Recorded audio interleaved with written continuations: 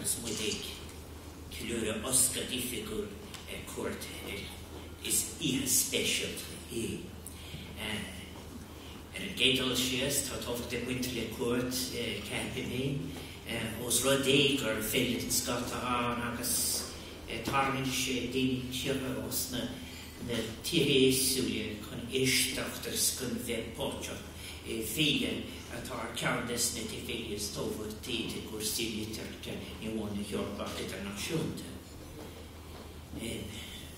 Distinguished guests, I have to say as well, it's a great pleasure to be here. It's always a pleasure to be back in Galway. And I say to mayors and members of the council and all of the distinguished guests, you all look very distinguished as the arts community.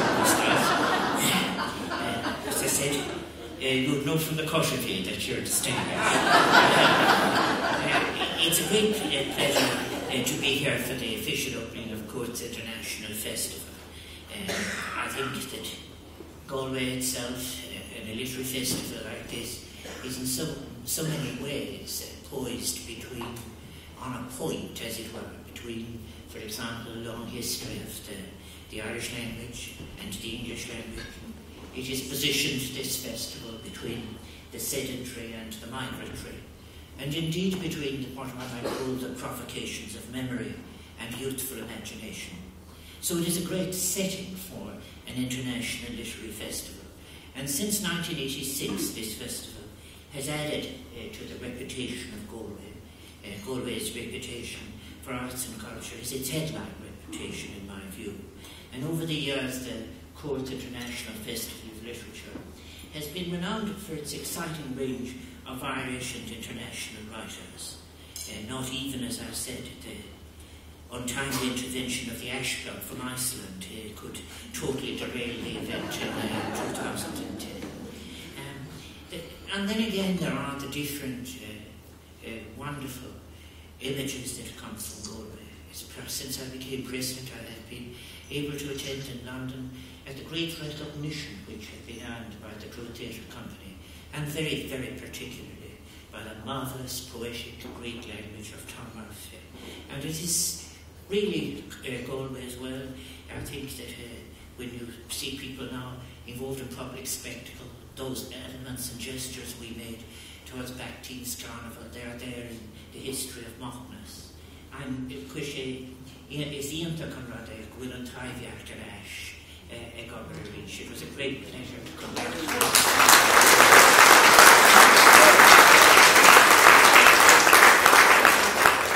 When I spoke at the opening of the refurbished Target in Galway, I remember looking back at Mockleamo's memories of that time and staying in what was the they are now an extinct species, the landladies of Galway.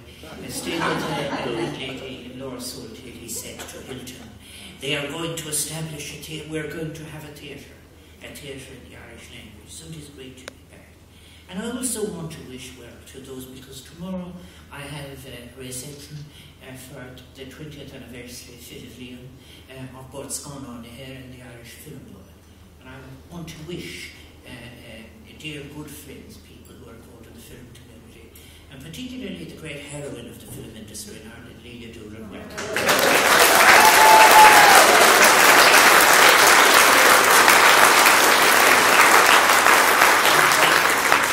I think as well Galway in its arts festival. Its arts festival has continually extended its choices in relation to, and I think in relation to standard and quality acts, and it has become correctly one of the best regarded arts festivals in Europe. It also benefited, I think, as well from what I might call the dialogical contrarian tradition in which it debated what it should be doing. And I think that what is marvellous, which is the great essence of Galway, is that it comes out of that conversation with itself ever stronger. That's the way the arts are, subverting the imagination, announcing possibilities, denouncing other traditions, and on we go. I think that the people who come to Galway in that cases then, it's very interesting that those who haven't evolved to a proper state of consciousness,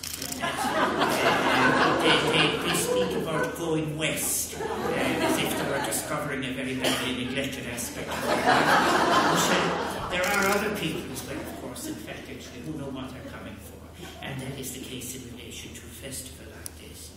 It's a very long time ago since the idea for such a festival, I think Fred Johnson was probably, had the idea in the 1980s. And then that very first Cuirt festival featured John Cuirt, how would you forget, and Paul Durkin. And over 400 people turned out for that reading.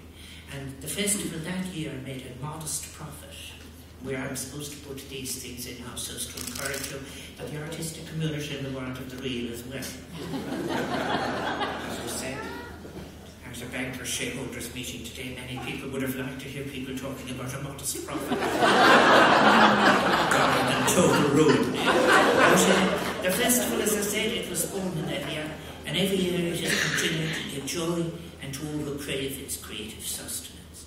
And even in the early years, the participating poets and performers recognised and embraced the distinct charm and ethos of the festival and its location on the west coast of Ireland in Galway City. And I think what it is, while it has changed in form over the years, there's one fundamental principle that it retained and that it was very important. And that was the rich democratic essence that they had always. And so far as the Cuirt hasn't changed from its original purpose, where established Irish and international writers and new and upcoming poets, and there are many here, or even a Nobel Prize laureate, they're all given equal billing on the programme. And there is a great democracy of letters involved in that. And alongside readings in poetry and prose, Cuirt's programme now, and I was looking through it, it features a whole range of launches, exhibitions, special events in theatre and film, making Galway, as I've said, a major centre for the culture world at the end of April each year. But I want to just say a few words before I finish this morning, this evening, and that is to acknowledge the presence here this evening. We are so blessed, and that is the word, in the presence of two of the finest poets that this island has ever produced. Neither requires any introduction at all, but I think it's important that I recognise and thank them for their outstanding contribution to the richness of our literary heritage and our lives together, to the artistic reputation of this island, and for the inspiration that they have provided to countless other poets and writers who aspire to follow their journey. And above all, for the generosity of their spirit to their publics and to those who have sought the beauty and the emancipation of words. Seamus Heaney has described his childhood transition from home in Mossbone to St. Colum's College in Derry as a removal from the earth of farm labour to the heaven of education. And both through his poetry and his life and his teaching, Seamus Heaney has dedicated his life to sharing the wondrous fruits of that education with the rest of us. And for that,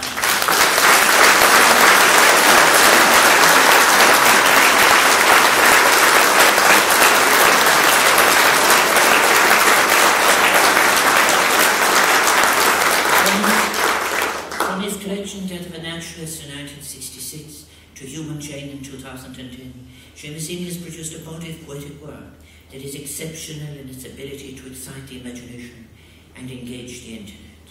And seats of learning as diverse as the Berkeley campus of the University of California, Queen's University Belfast, Caresford College, Dublin, have all benefited from his genius and inspired teaching and wonderful criticism.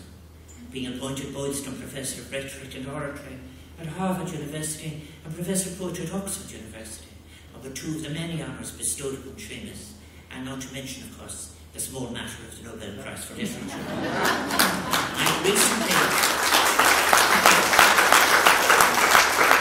I recently had the honour of welcoming Seamus to Oris in Uachtaráin, where we were filming Glare. And in the course of that film interview, Seamus read one of his poems, Lightning Aid, from his collection Seeing Things, in which the monks at Clonmacnoise assist a ship crewman to escape out of the marvellous as he had known it. For several decades we have marvelled at the genius of Seamus Heaney, and through his work have been enabled to better understand and appreciate the many marvels of the world we experience and share together. Seamus has brought us into the world of the marvellous as he has known it and captured it in poetry. And one of his contemporaries and great friends, who was also here this evening, Michael Longley, is here, and I'm so pleased to welcome him. Michael's poetry collections span a similar time frame as Seamus, from his collection 10 Poems in 1965 to $100 in 2011. Michael Longley has been awarded many prizes and distinctions for his work, including the Whitbread Poetry Prize, the T.S. Eliot Prize, the Hawthornden Prize, and the Poetry Now Award in 2012, as well as, of course, being Professor of Poetry for Ireland from 2007 to 2010. What these poets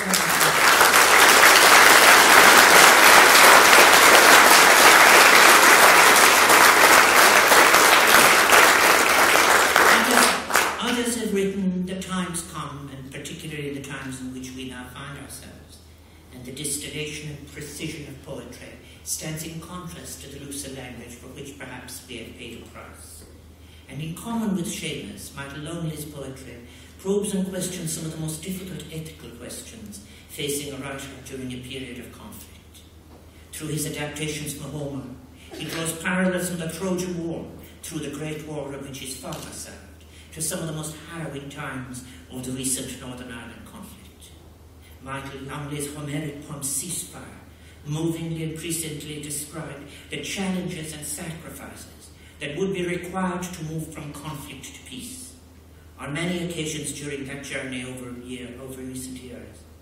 And particularly during one of my visits to Northern Ireland, indeed at Queen's University Belfast, where we last met, I recalled the poignancy of Michael Longley's words. I get down on my knees and do what must be done, and kiss Achilles' hand, the killer of my son. Michael Longley writes also elegantly about love, the no man's land, as he calls it, between one human being and another.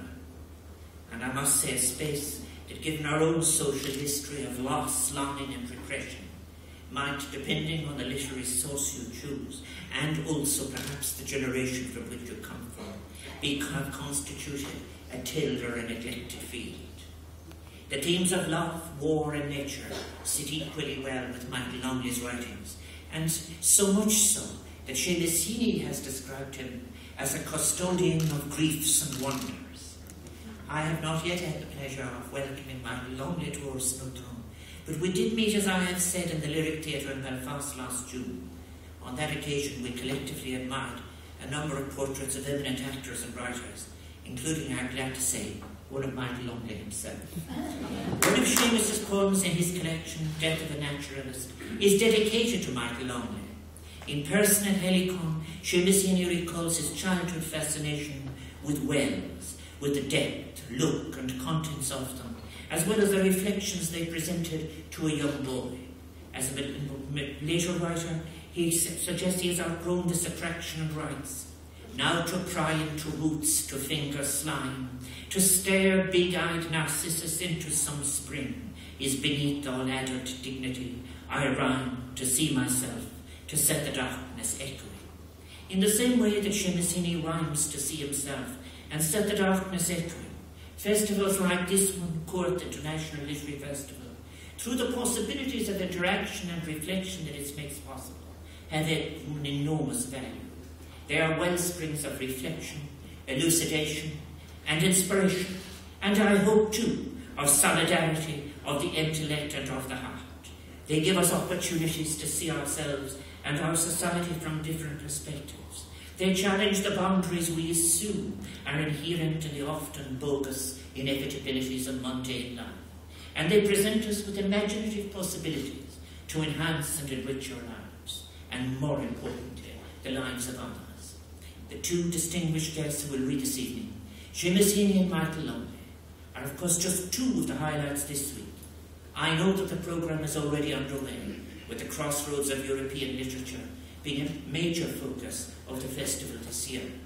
In the period in which Ireland holds the presidency of the European Union, it is particularly appropriate and welcome that the festival should feature an initiative which brings together artists from 3 member states within the European Union, Ireland, Italy and Slovenia, for an exploration of our shared European culture. Václav Havel and Jacques Delors are among those who have consistently reminded us that Europe needs a soul. Recently, Jacques Delors said, Europe not only needs firefighters, it needs architects as well. That soul can best be found and nurtured in the area of arts and culture. And if the European Union is to recover the generous idealism of its founders and to reconnect with the hopes and dreams of its citizens and the best instincts of their utopian dreams, it needs to engage more with the history, heritage, culture, and above all, rich, generous imagination of Europe, as Cuirt is doing with its Crossroads initiative. And then there are so many other Cuirt events occurring throughout the city, and I'm happy to say its county and its region. Tá clár fiúnta gemachtaí a bhain tresna réigiúr fad, in unit eilín na Gaillimhe, I dihíos is gailína in áitina aibre, agus gan efris an áirca na fliúrsteach na Gaillimhe. Mas na nimachtaí sin, tá rud éigin a henóg le cuile gine idir óg agus éispa. Tá ceol, tá léadh as dhéitricht in éige, agus an éile, agus a cardlina, tá gúri grí, le tá gúri dramaíocht agus éige siúd. This valuable program of events, in hotels and schools and places of work, and in the many theatres across Galway, the program is all the richer for being a mix of long experienced artists and those newer to their craft. Agus bin var rag spanach den Hallandori Shed. I wish all the artists a rewarding, renewing and enjoyable experience. And I would encourage everyone to tell your friends to take the time to attend as much as they can of this festival. For the arts have the unique ability to lift us, our hearts and our vision. As W.B. Yeats wrote, art bids us touch and taste and hear and see the world. So in the next few days here in Galway, it will allow you to do just that, to immerse yourselves in the marvellous. Garabila Mahati Asate.